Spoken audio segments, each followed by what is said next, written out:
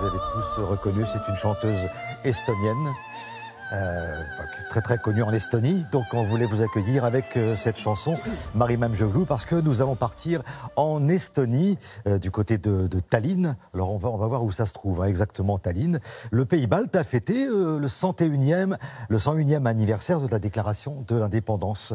Alors petit pays, mais pays très très intéressant parce que c'est devenu ce qu'on appelle une e-nation. Alors là, je vous passe la main Mari Mämsöglu parce que vous le savez, tout le monde le sait, mais côté numérique, je suis un peu défaillant.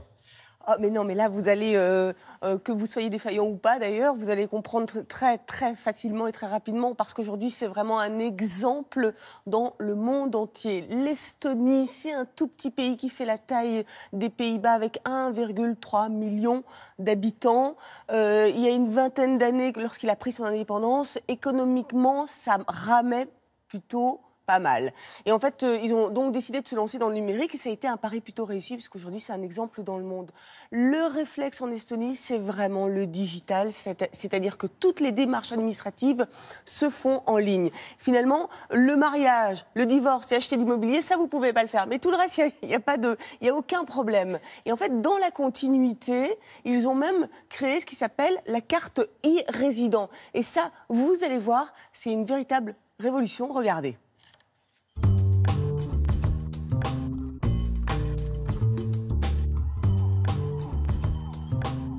Au moment de son indépendance, l'Estonie a dû réinventer l'organisation de son État. Ils ont dû trouver une solution leur permettant de créer un État qui crée la confiance avec les citoyens qui étaient traumatisés par les 50 ans précédents. Comment créer la confiance? Il fallait créer un gouvernement transparent.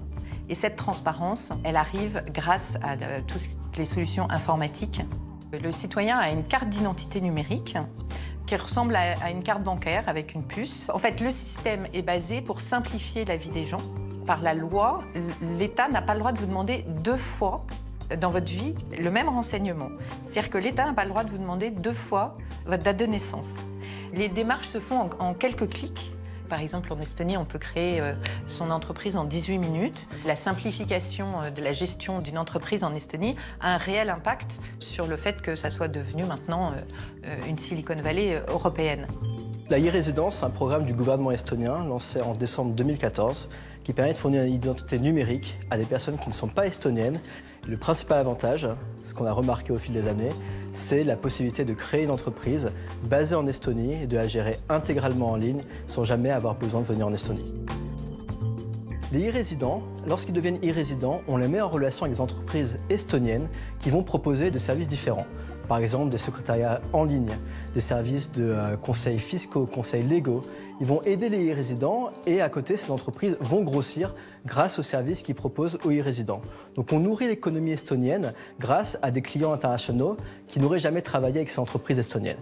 On a doublé nos chiffres par rapport à l'année dernière et on a attiré cette année de nouvelles personnalités. Certains qui ont reçu la carte de e-résident comme un cadeau diplomatique, notamment le pape François lors de sa visite en Estonie, et d'autres personnes du monde des affaires, par exemple l'entrepreneur indien Mukesh Ambani, qui lui est devenu e-résident pour créer une entreprise en Estonie basée sur les questions de e-gouvernance.